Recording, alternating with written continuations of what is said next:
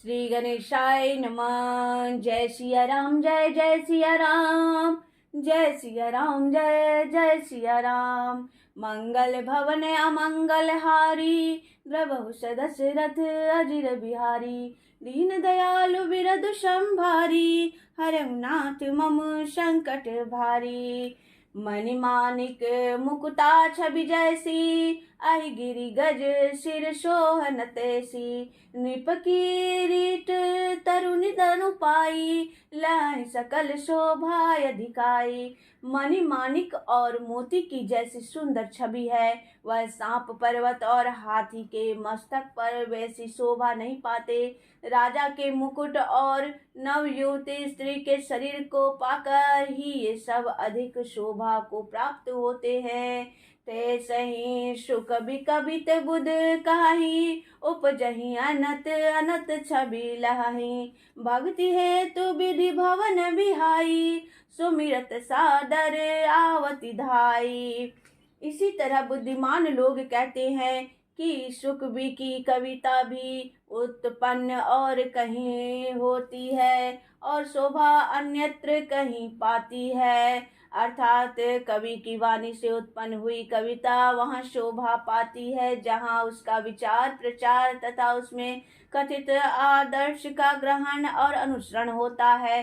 कवि के स्मरण करते ही उसकी भक्ति के कारण सरस्वती जी ब्रह्मालोक को छोड़कर दौड़ी आती है। रामचरित सर बीनु अनवाए, सो श्रम जाई न कोटि उपाय।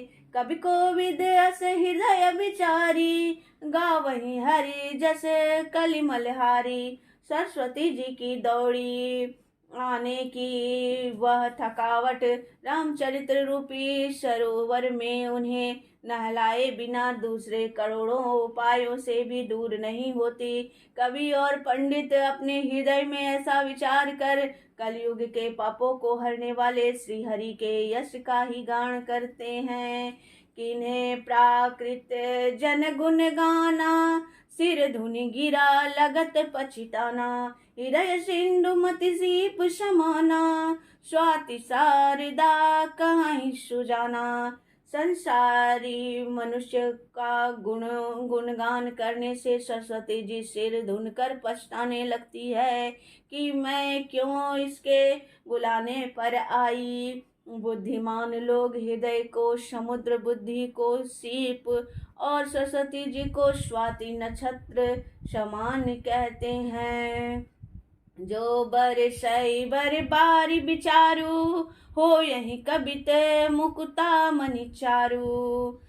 इसमें यदि श्रेष्ठ विचार रूपी जल बरसता है तो मुक्ता मणि के समान सुंदर कविता होती है। जुगति बेधि पुनि पेहहि, रामचरित बरताग। पहिरहि सज्जन विमल उर, शोभायति अनुराग। मंगल भवन अमंगल हारी, द्रवहु दशरथ अजिर बिहारी। दीन दयालु बिरदु संभारी, हरहु नाथ मम संकट भारी।